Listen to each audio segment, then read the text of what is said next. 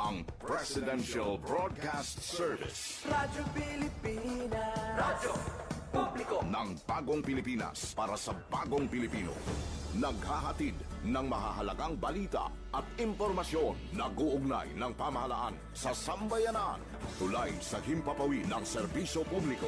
Radyo Pilipinas. Radyo Publiko. Ang boses ng Pangulo. Sa Iloilo, Radyo Pilipinas. 585 AM. Philippine Standard Time, 1:09 sa hapon. Babaya ko at mga istorya, handom, pagpanghangkat, kag kadalagan. Mga istorya sa mga babayi nga makahatag sang inspirasyon, aton pamatian. Mga babayi nga baganihan sa ila tagsa kapatag nga wala nagaatras sa mga pagtilaw. Mga eksperto nga magahatag sang ila mga pananaw, kag mga babayi nga ang istorya sang pagpangabuhi pinasahi. Inyo mapamatian diri sa Babayi Ka. Kada Martes humalin alauna tubtob 2:00 sa hapon. Aton pamatian ang programa nga maghahatag sang importansya sa kababaihan nga may handom nga magbag-o sang kalibutan. Babayi Ka. Diri sa Radyo Pilipinas, Iloilo. Babaya ko at may silbi sa Babaya ko at may silbi sa lipunan di paaapi. Isinusulong ko mga layunin, karapatan sa mga usapin. Sa edukasyon at pagsasanay, sa kahirap ang kalusugan taglay. Pakikipaglaban sa karahasan, pati sa matungtong galian. Babaya ko may panindigan, di matitinag kailan pa man. Babaya ko na may karapatan, may boses, may kakayahan. Malakas ang loob, pusong totoo, kayang-kaya ko, sinuan ako. Sa buong bansa at buong mundo'y pagsigawan, sinuan ako. Mayong hapon Pilipinas, mayong hapon Western Visayas, mayong hapon syudad kag probinsya sang Iloilo. Babaya ko Mayong hapon sa aton nga mga kauturan, especially sa mga kababaihan nga nakatutok na sa 585 sa lilisuan sang inyong mga radyo, kag syempre sa mga nagalantaw sa aton nga Facebook Live sa Radyo Pilipinas Iloilo Facebook page. kalikasan, pagsangan ng buong sambayanan. Mayong hapon sa mga nanay, mga mama, mga mami, mga lola, mga mamita. May karapatan, may boses, may kakayahan. Kamusta kamo? Kamusta no ang inyong Ko, sinuan ako. pagsulod no sa sining nga katapusan nga semana sang bulan sang Mayo, kabay pa no nga ang bilog nga Mayo nangin maayo sa inyo nga tanan.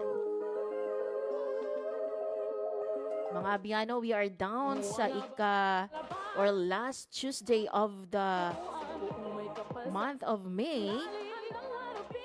May 26 kita subong, tuig 2026.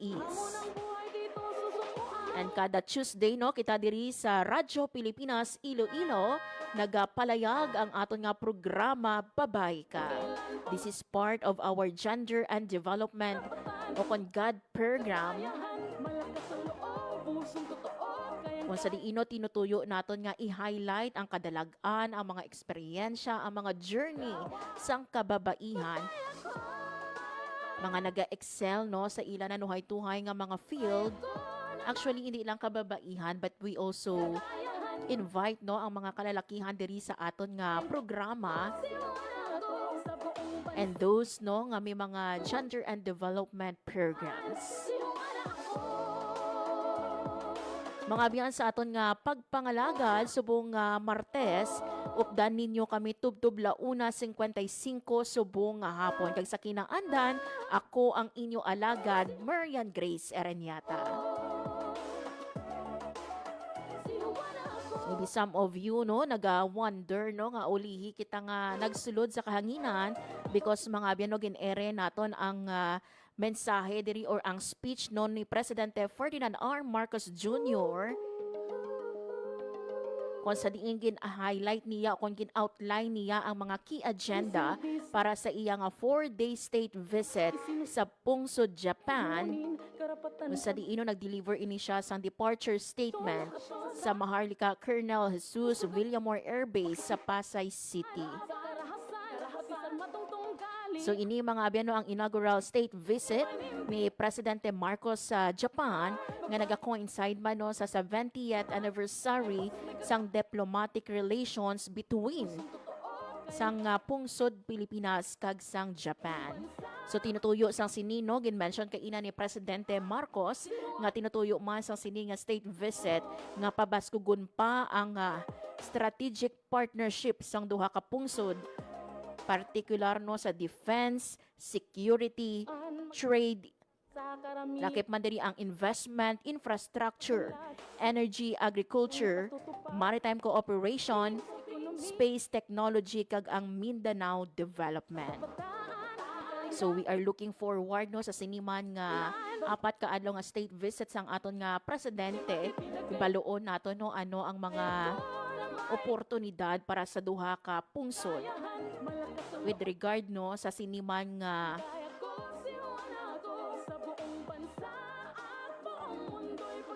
pila sa mga ginmention nato no nga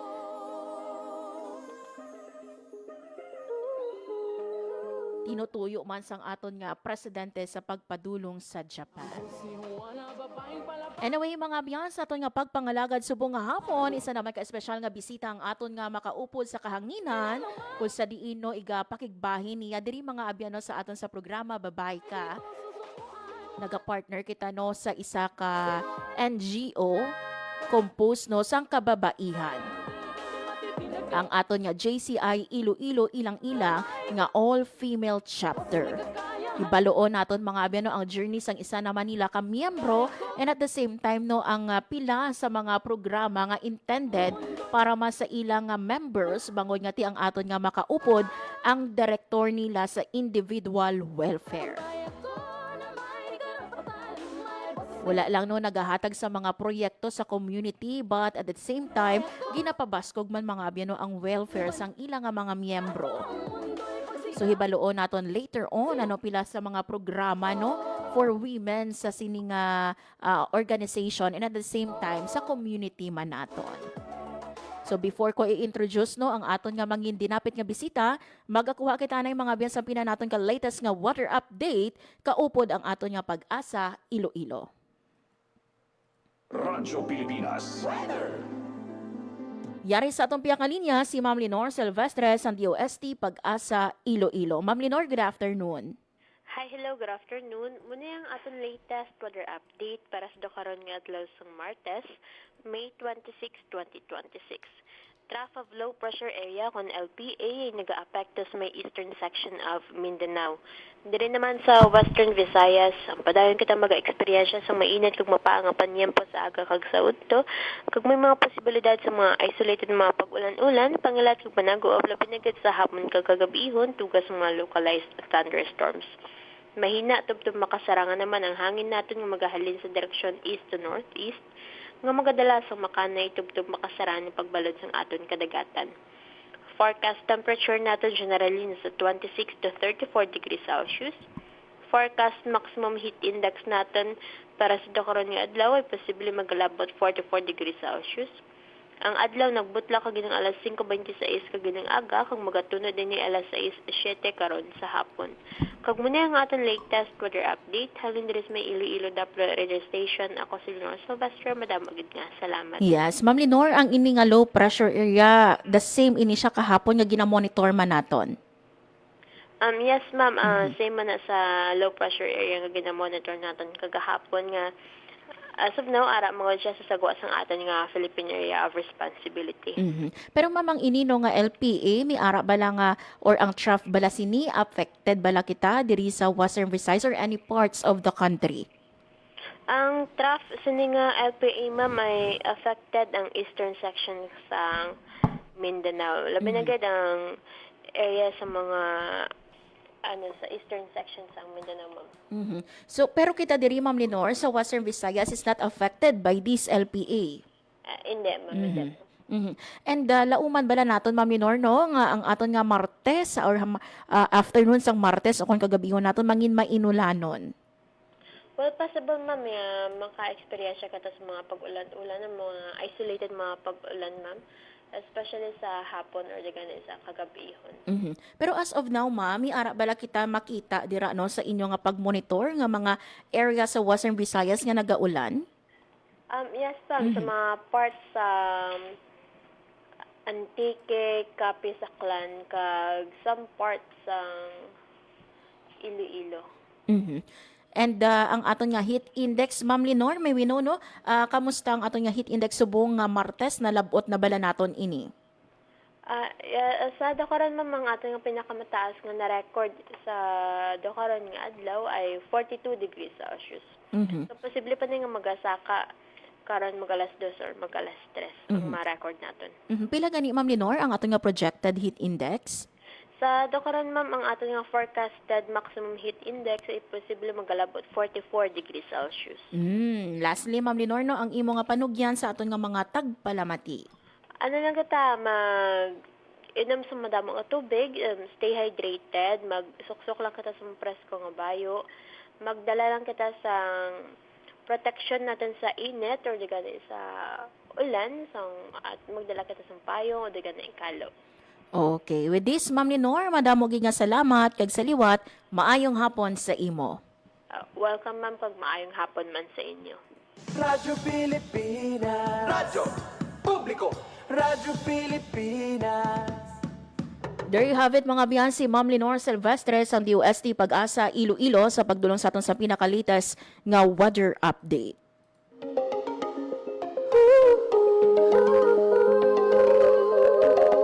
So sa gihapon no yara sagwa sang Philippine Area of Responsibility ning low pressure area. Isinusulong ko mga Pero ini mga abyan ha, although nga wala iya sang epekto diri sa aton sa Western Visayas, but ang trough sang sini nga LPA affected ang eastern section sang Mindanao.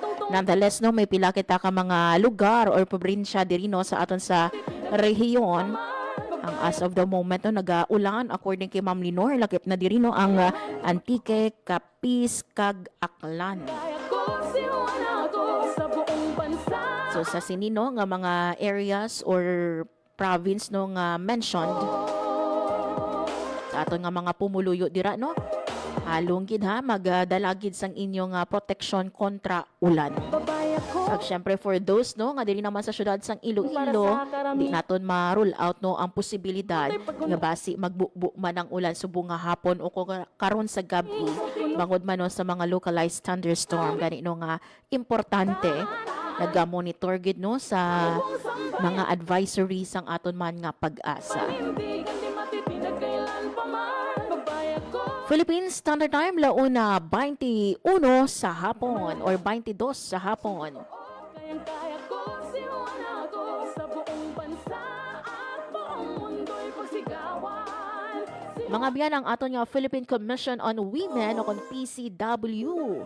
Nagaupod mga abyan sa aton man nga pagsaulog sang International Women's Day for Peace and Disarmament Babaeng palaban ng or disarmament.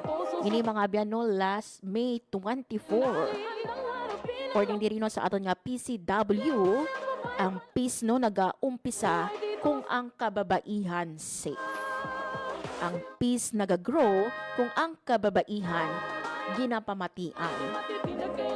Kag ang peace becomes lasting when women are empowered to lead and shape the future.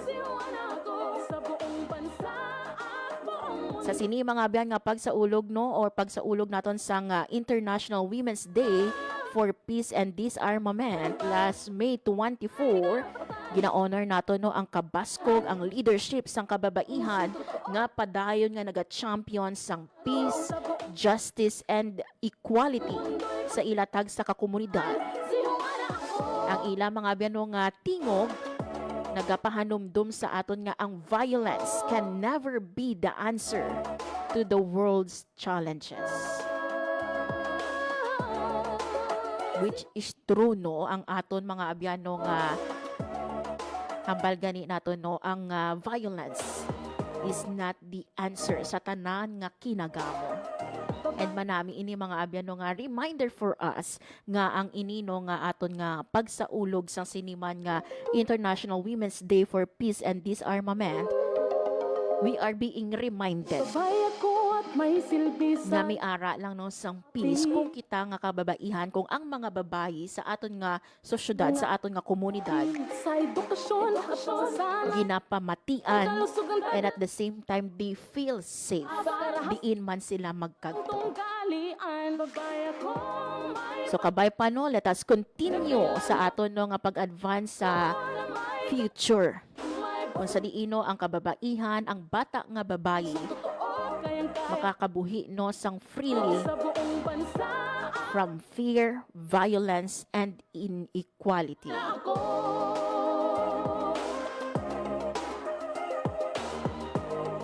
Philippine Standard Time, launa 24 sa hapon, mga abyan sa aton nga pagbalik. Makaupo na nato ng aton nga dinapit nga bisita live via Zoom ang aton nga Director for Individual Welfare sang JCI Iloilo, Ilang-Ilang. Pamatian naton mga abyan no ang iyang matahom nga JCI journey, and at the same time no ang pila sa mga programa intended for our or intended no sa members, and at the same time sa women no or kababaihan sa aton nga community. And bilang isa mga abyan ka law student, hibaloon taman no paano bala niya ginabalanse ang time no sa pag-eskwela, and at the same time ang iyaman no nga time para nga mag-serbisyo sa community. And for her no ano bala ang buot silingon sang empowerment, volunteerism, alipunan di pa aapi. ag paano no ang papel o kung katungdanan sang Sa kababaihan mga usapin sa edukasyon at pagsasanay. Kahirap ang kalusugan nagahampang no sang dako nga bagay para sa pagdala sa nga pagbag-o sa aton nga sosyedad. Makaupo naton mga abyan sa aton nga pagbalik si Director Cristina Emanuel Robles, o kung mas kilala bilang Dear Teen, sa aton nga pagbalik diri sa programa Babayi Ka. Time to celebrate kulturang Pinoy. Tradisyon, musika, sining, literatura at iba pa. Anything and everything fun and Filipino. Ito ang Pinoy Kultura. Kilala mo ba ang The Rockefellers? Ang pinakaunang Pinoy musical act to land a spot in a prestigious US music chart. The Rockefellers is composed of 4 brothers, Antonio, Junior, Eddie, and Albert, and their father, their pops, Moro Maligmat. Pasok sa number 16 ng Billboard Hot 100 ang kanilang kantang Killer Joe. That was in 1963. Halos 5 dekada pa ang lilipas for a solo Filipino act to surpass this feat. This is when Charis Pempenco's self-titled album debuted at number 8 on Billboard's Top 200 albums. Yan ang Pinoy Kultura, because our culture is cool. Game, 1, 2, and... Paatuhon, balikat ulo, itapuetan, may wangat sus. Huwag mong titigan ang hindi sa'yo at maging disenteng tao. Pare, ang catcalling ay isang uri ng sexual harassment. Di biro ang sexual harassment at di nakakamacho ang pang-aabuso. Isang paalala mula sa Philippine Commission on Women at ng himpilang ito. Maging fuel efficient. Planuhin ang bawat biyahe para iwas traffic. Mag-carpool para sa mababang carbon footprint at emission. Tipid na pamasahe, may savings ka na aabot sa 10%. This is a public service announcement from the Department of Energy and this station. Time to celebrate kulturang Pinoy. Tradisyon, musika, sining, literatura at iba pa. Anything and everything fun and Filipino. Ito ang Pinoy Kultura.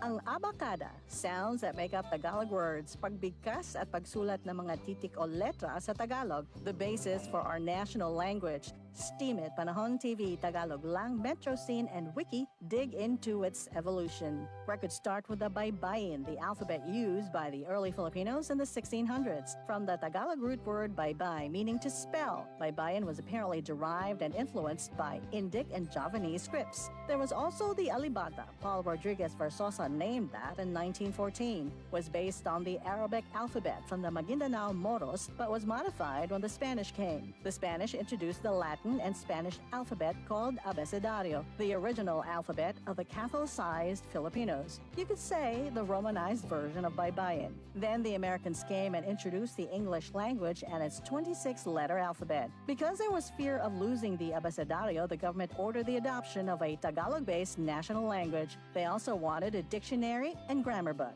That's where writer and former Senator Lope K. Santos comes in. In 1939, he developed ang Balarila ng Wikang Pambansa. Abacada became the national alphabet from 1940 to 1976. Noong 1976, ang Department of Education, Culture and Sports ay nag-issue ng revised alphabet. Dinagdag ang mga letrang C, CH, F, J, L, N, Q, R, R, V, X at Z. They called it Enriched Alphabet or Pinagyamang Alpabeto. More tweaks follow, and in 1987, the Filipino alphabet was published yet again with 28 letters. What you'd recognize is our modern alphabet. 26 letters from the Latin alphabet and the Spanish N or Enye and NG or nang.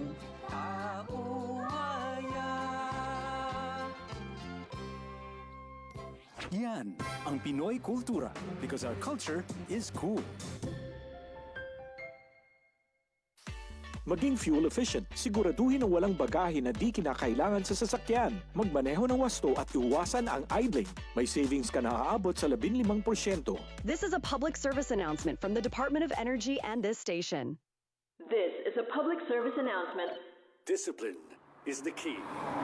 Umiwas sa aksidente sa daan. Ang pagmamaneho ay may kaakibat na responsibilidad, hindi basta mapaandar lang ang sasakyan. Kilatisin ang sarili, ang kahandaan sa manibela, siguruhing inyong konsentrasyon ay hindi magagambala. Importante rin na ating laging isipin, init ng ulo ay huwag pairalin, bagkus kaligtasan ng lahat ang siyang dapat unahin. Isang mahalagang paalala mula sa Presidential Broadcast Service at Radyo Pilipinas, Radyo Publiko 738. This is a public service announcement. Public service announcement from PBS, Presidential Broadcast Service at Radyo Pilipinas, Radyo Publiko 738. Maging fuel efficient, so regular na preventive maintenance, malinis na air filter, fuel injectors at engine oil, may savings ka na aabot sa 2%. This is a public service announcement from the Department of Energy and this station. Philippine Standard Time, 1:32 sa hapon. Sa gihapon mga ben, nagapamati ka mo sa programa, babay ka. Radyo Pilipinas. Radyo Publiko. Radyo Pilipinas. Mga biyan, as mentioned earlier, isa ka dinapit nga bisita ang aton nga makaupod, dirino sa aton sa programa, babay ka live, pinaagi no sa aton nga Zoom. Hibaluon naton mga biyan no ang iyang nga journey sa pagsulod no sa isa ka organisasyon kung sa diino puro kababaihan man ang mga miyembro. Bilang isa no ka Director for Individual Welfare, ibaluon naton ano bala no ang iyang mga katungdanan, ano ang pila ka mga projects, mga programs intended no sa ilang mga miyembro, and at the same time sa makababaihan man sa aton nga community. And bilang isa mga abyan no ka law student, paano niya bala ginabalanse ang iyang nga time sa ubra, sa pag-eskwela, and syempre no sa pag-serve sa aton man nga komunidad. I think no yari na sa aton nga Zoom ang aton nga bisita si Director Cristina Emmanuel Robles, o kung mas kilala bilang Director Tin. Hello Director Tin, good afternoon. Welcome sa Radyo Pilipinas Iloilo. Hello Ma'am Marian. Thank you so much for the very warm welcome. Hindi lang gid ko kadire-diretso hiligay nun, pero i-try ko gid ang akon no best. Yun. And thank you so much for saying yes no sa sining interview, Director Tin. So una sa tanan, taga luyag ko no hibaluon, taga diin bala si Director Tin no, kag ano ang ginakabisihan mo sa subong? Actually, I'm here situated talad sa Santa Barbara, pero gakadto man ko there sa city from time to time to go to school, as you have mentioned, ka law school ko dira sa city. Tapos, of course, committed man ko sa JCI Iloilo ilang-ilang, so that is what takes up most of my time. And of course, my hobbies man ko bilang someone who is close to their 30, dapat maging active kita. Diba? So, ga-pickleball man ko, ga-pole, taga Hyrox from time to time. Yun. At Director Tina, you've mentioned no, you are a law student. Ano bala ang nag-push sa imong no nga mangin or gusto mo gid bala or was it your dream to become a lawyer gid? When I was younger, ang dream ko actually mangin chef. And then suddenly, hambal ko, hala, ang mga subjects nga sagad ko bala do leaning sanda towards law. And then apart from that, siguro because do ara na ko sa spaces wherein ang ginastoryahan namon politics lagi, it just developed naturally sa akon ang dream na mangin lawyer. And that's why though it's a way also for me to give back to my community, to be able to help others while using the gifts and the skills that I am endowed with. Yes. And ano ang imo nga undergraduate nga course?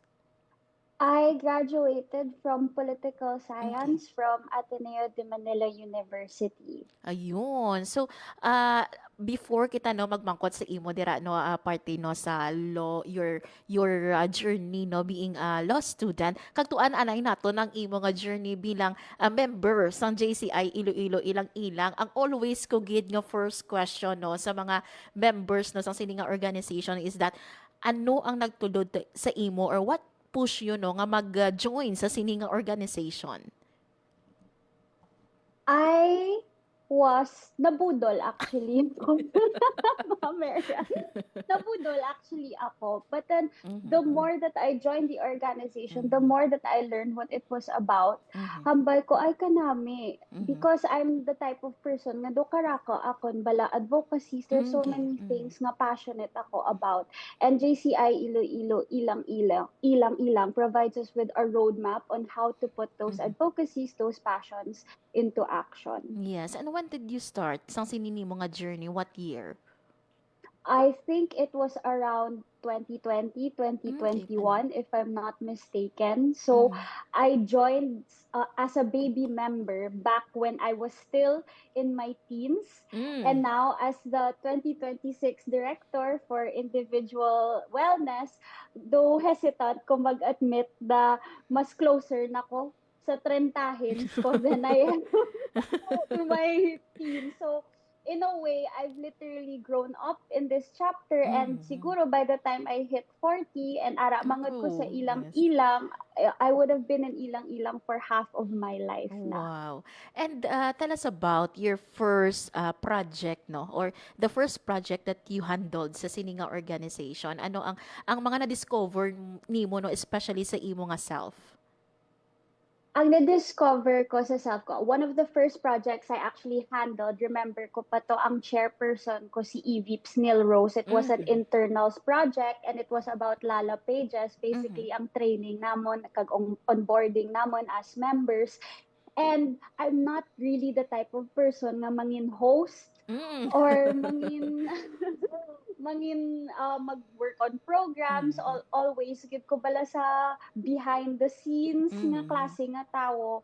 And it's through that project na na-learn ko, ay pwede man gali ko ka-host, carry ko man gali sa mga skills ko and everything. So, amo to. And rako pa ko na projects na remember when I was a baby, such as being a responsible pet owner. And at that time also, I think it was election season. So we also had a project with regards to voter registration and making sure that people are aware to exercise their right to vote. Yes, and I think no nakabulig ini siya the first time nga nag-host ikaw sa imo subong nga pag-eskwela bilang law student.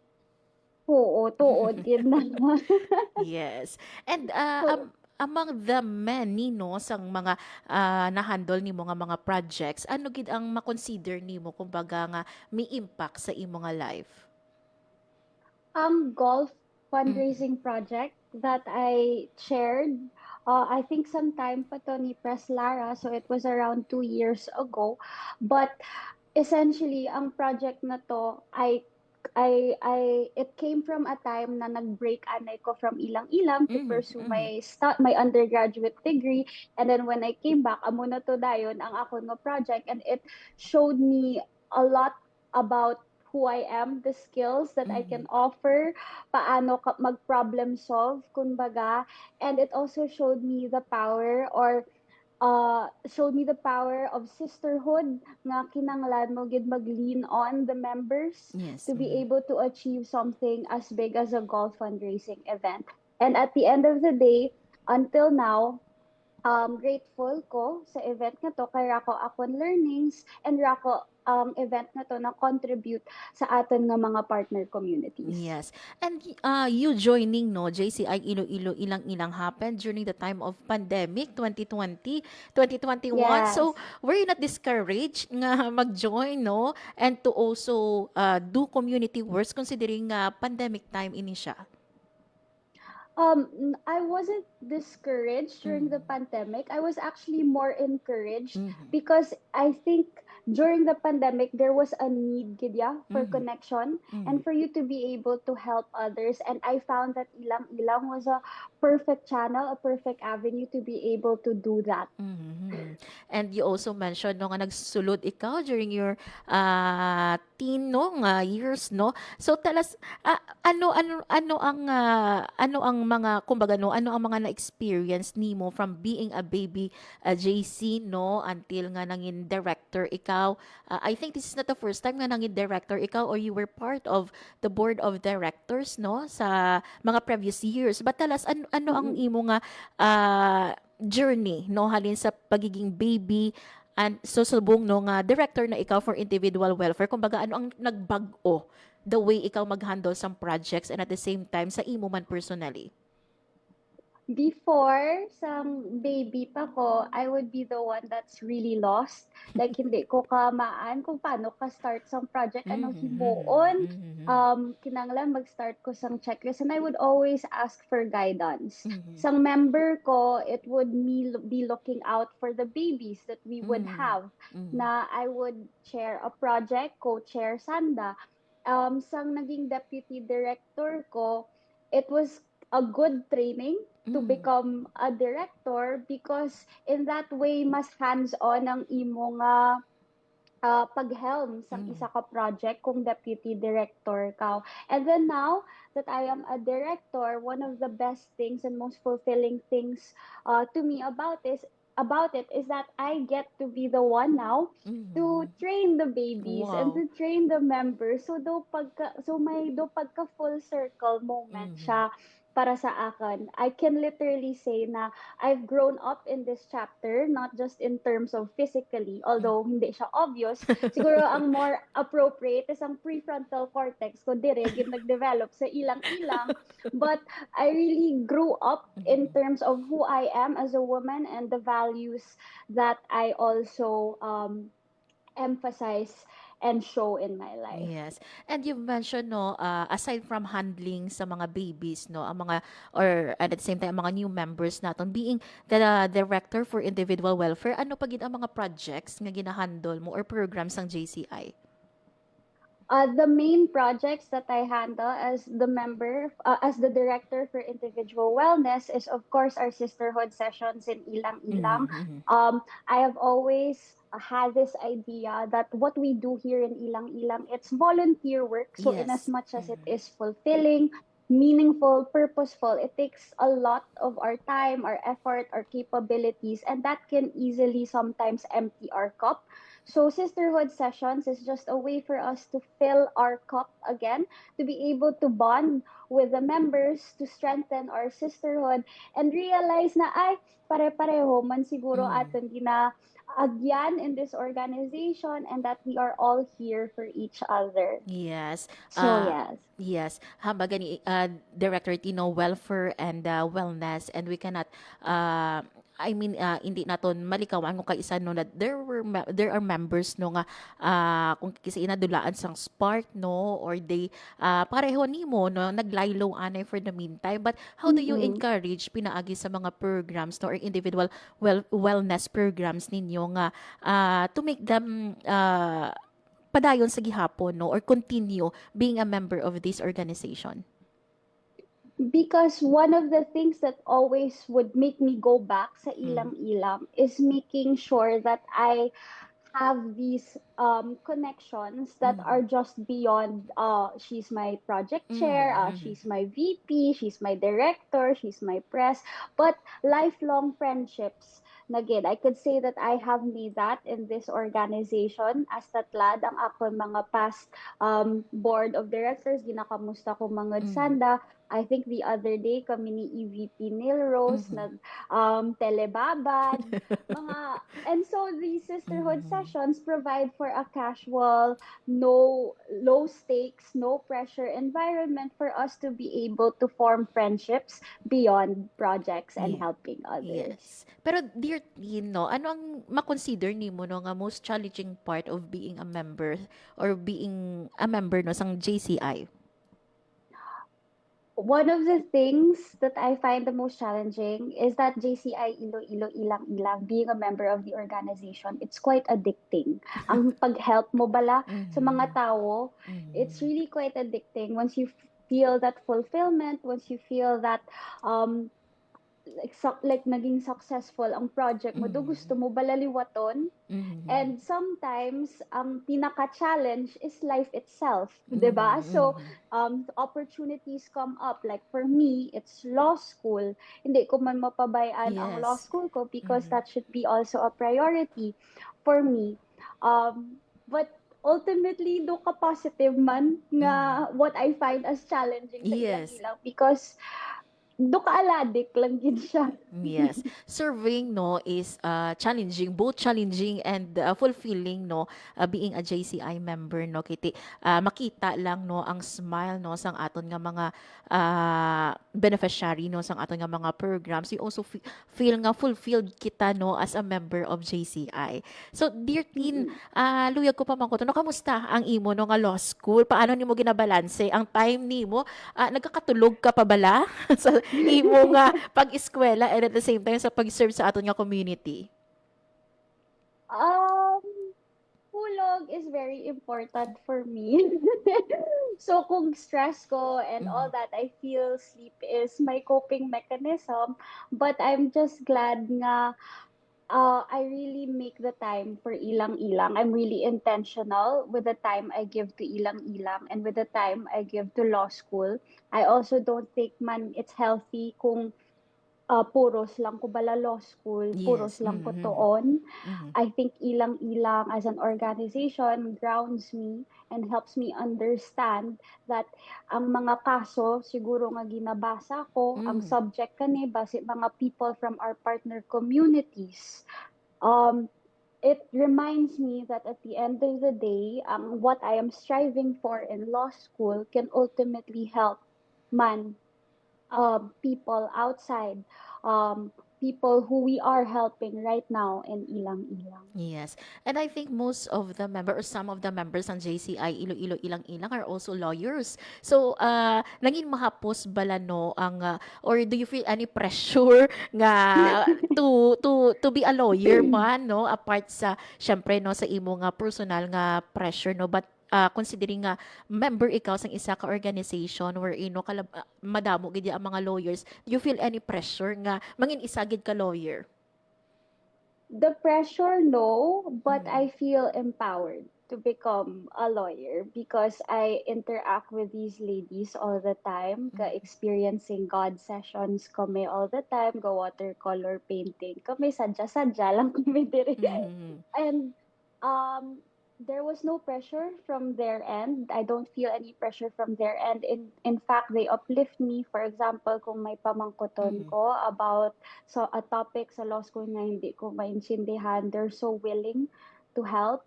And that's one of the things that I just really love about our organization. Kay we really uplift and encourage each other, and not to the point na gina-pressure naton ang each other, but do intindihan na lang kita. Yes. And dear Tino, I'd like to ask, what kind of lawyer do you want to become? Right now, with everything that's happening in our country, there's a part of me that wants to pursue international law. Just to understand the nuances of it. But for me, it's still too soon to say. Mhm. And before I let you go, dear Tino, basi may ara ikaw announcement, upcoming projects or anything you would like to say, no? Mag-shout out or i-greet take this time, dear Tin. Okay. I am quite excited that JCI Iloilo Ilang Ilang will be celebrating its 45th anniversary. So we will be having our white party happening on May 31 at Puesto sa Danao. So you can follow us at JCI Iloilo Ilang Ilang. And I would also like to thank Puesto sa Danao for allowing us to hold this 45th anniversary celebration there. I would also like to shout out the 2026 BOD Press Gate Dear Quens nga nagpatigayon kani to all our directors, especially externals directors. They're working so hard. So shout out kananda. Tapos I would also mga past pressies and then ang akon nga mga blockmates sa law school. Hello. And lastly, and most importantly, my family. They are watching right now. Yun. So, hi! Yes, hi sa family no ni Dear Ten. And before, last na lang ni Dear Tin, no? Ano ang imo nga message? What message would you like to give, no? Sa kababaihan nga nagapamati subong, especially those, no, nga they don't know where to start sa ilang nga kabuhi, no? Especially those nga gusto, no, nga mangin isa man ka lawyer. Ang akon nga mensahe sa ila is that balance is possible and always make sure your cup is filled. Wow. With this, dear Tin, thank you so much, no, sa time. Once again nga thank ginhatag you. mo diri sa awan sa Radyo Pilipinas Iloilo. God bless you sa imo nga journey, no, being a law student and at the same time being a member of JCI Iloilo Ilang Ilang. Madamo nga salamat kag maayong hapon sa imo, dear Tin. Madamo nga salamat. Bye! Ito Radyo ang Pilipinas. Radyo Publiko. Radyo Pilipinas. There you have it, mga abyano, ang aton nga dinapit nga bisita si Dear Tin Robles, no, ang aton nga Director for Individual Wellness or Welfare sa JCI Iloilo Ilang Ilang.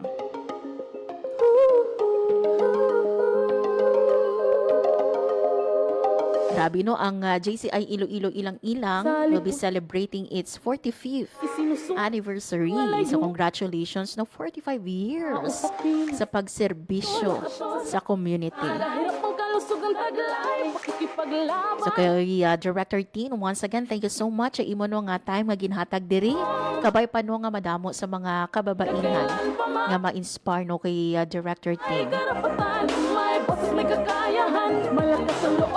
Sa mga abyano, sa mga gin-highlight niya gino, ang pagbalanse, no, sang inyo nga time. Yung kung may ara, isa ka tao siguro nga makahambal kung paano magbalanse ang time, no, kung makahatag sang advice nga i-balance ang time. Isa na dira si Director Tin. Kiti imagine na, hindi mahapos ang pagiging isa ka law student. How much more kung ang imo pagid passion is to serve, no, sang mga pumuluyo. Kung pwede guro i-clone ang imo nga lawas, ubrahon mo para nga samtang nagatuon ikaw diri sa pihak nagaserve ikaw. Pero kudos, no, kay Director Tin. Kiti bisan naga-eskwela siya, padayon man ang iyang pag-serbisyo, no, sa community. Kayang-kaya ko, sinuwan ako sa buong bansa at buong mundo. So kay Press Kate, no, Albano, ang aton nga presidente sa JCI Iloilo Ilang Ilang, thank you so much sa sininong ang hatag, no, sa aton sang kahigayunan nga makaupod ni ang mga kababaihan ang inyo nga mga miyembro para pamatian ang ilang nga journey. So thank you kay Director Quincy. Bantayan mga abyano ang aton nga partnership, no, with JCI Iloilo Ilang Ilang every last Tuesday of the month. Diri sa programa Babay Ka. Philippine Standard Time, 1:53 sa hapon. Madamo nga salamat sa inyo nga pagtutok. Diri sa Radyo Pilipinas Iloilo sa programa Babay Ka. Thank you man sa akong mga katuwang technical. Sa studio, Engineer Roy Louie Kaipang kag sa among transmitter, Sir Vermore Aventura. Sir Vermore, wala na ko nagsala. Shout out kay Sir Vermore no dira sa aton nga transmitter sa mall. Mga biyan ako na lang gid si Marian Grace Arenyata kag ini ang Babay Ka. Ang inyong tulay sa himpapawid ng serbisyo publiko, ang Presidential Broadcast Service.